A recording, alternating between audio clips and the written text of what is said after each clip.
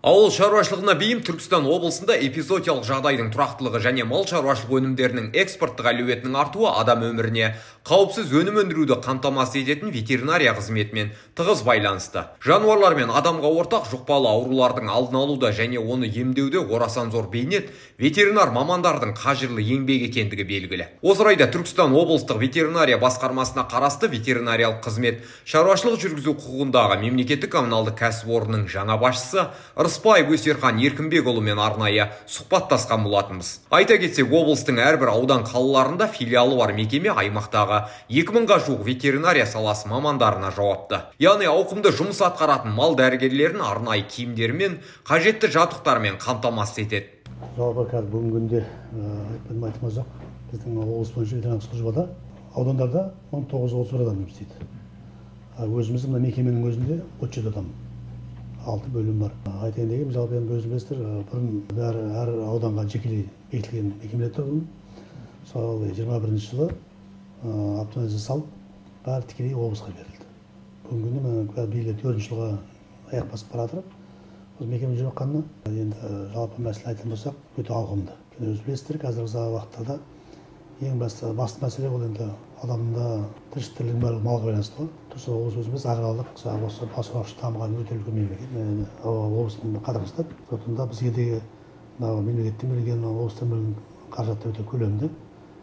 Осынша адамды ұстап тұру, былай айтқанда елдің әл-ауқатын, былай айтқанда жаңағы мал шаруашылығын, оның ауырып болу мәселесі ғой. Біздің негізгі жұмысымыз осы болатын аурулардың алдын алу шараларын жасау.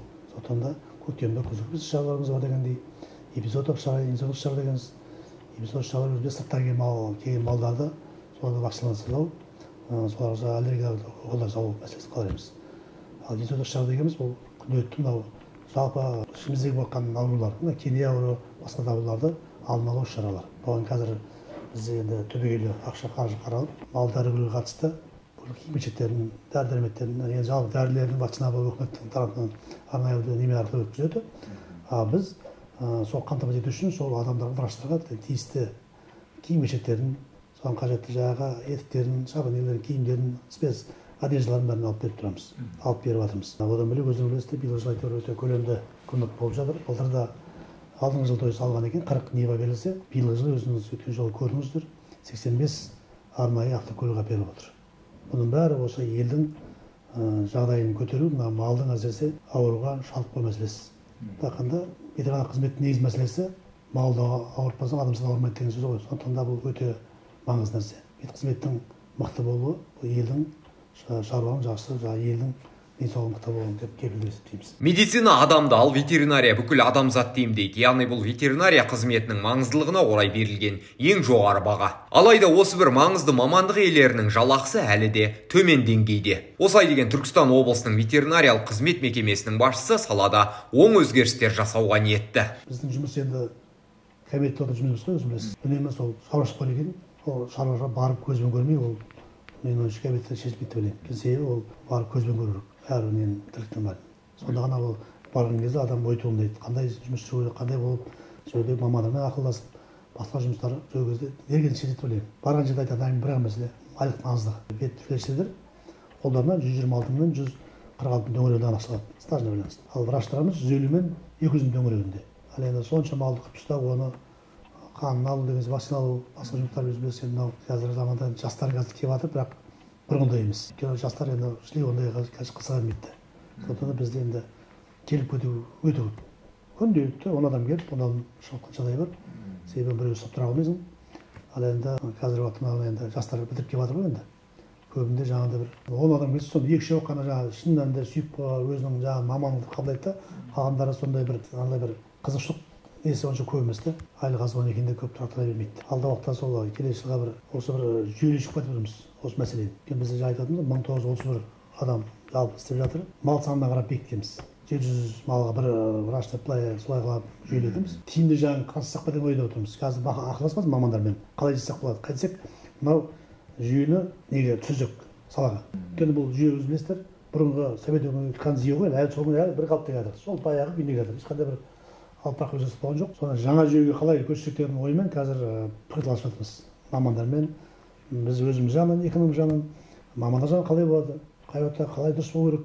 Өйткені бұл жерде біз бір жағынан қарасаңыз, ол жерде жүйелі система бар ғой. Өйткені әр вакцинаның өзінің уақыты болады. Мысалы біреу бір айдан кейін барып, 10 күн, 20 күн соны соқтырмаса тағылмайды. Мына салған вакцинаны ертең үстіне қағазға қойсаңыз, ол жерден оған реакция беруі мүмкін. Сондықтан бұл да өзі жылда бір жылдың басында қалыптасып қалған жүйе.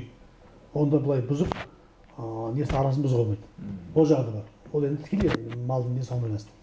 Ол жағында бұзып кетпей, бірақ мына әсіресе мамандардың несін құсады қалай ары қарай не қылсақ, дамысақ деген ойда тұрмыз. Бірақ бүгінгі күнде бір жалпы жоспарлап жатырмыз. Бірақ бір айтпаған дұрыс емес шығар, бірақ келешекте осы келесі жылға бір сондай бір бағдарлама ұсынсақ деген дайын жүріп жатыр. Жаңа бір жүйеге бір қосып жіберсек деген ой, бірақ ойға тимейді, әрине оңайлық өспеуі мүмкін, біраз жалпы түсуі мүмкін, біраз не болуы мүмкін. Бірақ енді ол өмір ғой, қайда бір бастауымыз керек тұр нені деген ойдамын мен. Оған соны қазір мамандар кезіп дайындап осы октябрьдің 20-сынан кейін ба жалпы бір келесі жылға бір бағдарлама жасап Қазақстан Республикасы ауыл шаруашылығы министрінің бұйрығымен бекітілген ауыл шаруашылығы жануарларын бірдейлендіру қағидаларына сәйкес ауыл шаруашылығы жануарларын тіркеу бүгінде Түркістан облысында жүйелі түрде жүзеге асырылып келеді. Бұл жұмыстар 4 түлікті сырғалау, таңбалау, чиптеу арқылы жеке бірдейлендіру нөмірін беру, сонымен қатар төлқұжат арқылы тіркеу жолымен жүзеге асырылады. Сондықтан сала мамандары облыс тұрғындарына әрбір малды тіркеу қажеттігін ескертеді. Малға немқұрайлы қарауға болмайды деп ойлаймын. Неге? Себебі қазір өзі барлығы білендіріп отыр. Егер сіз үйіңізде тұрған малыңызды сырғаламаса, жоқ сіз малыңыз емес, былай айтқанда. Сіз ауыл шаруашылығымен өзі айтып отыр. Егер мысалға машина кеткен тоқтап қайтын болса, егер сырғасы болмаса, ол ұлық мал емес біледі. Оның құжат жоқ. Сондықтан мен айтқан болармын халыққа. Немқұрайлы қарамаңыздар. Малдарыңыздың бәрін кәдімгі ауылдың барлық жерінде врачтар бар, сол бекітілген. Соларға барып айтсаңыздар, осылар малдарыңызды тіркейді. Тіркеу өз жолдары бар өзінің. Қазір қорықпаңыздар.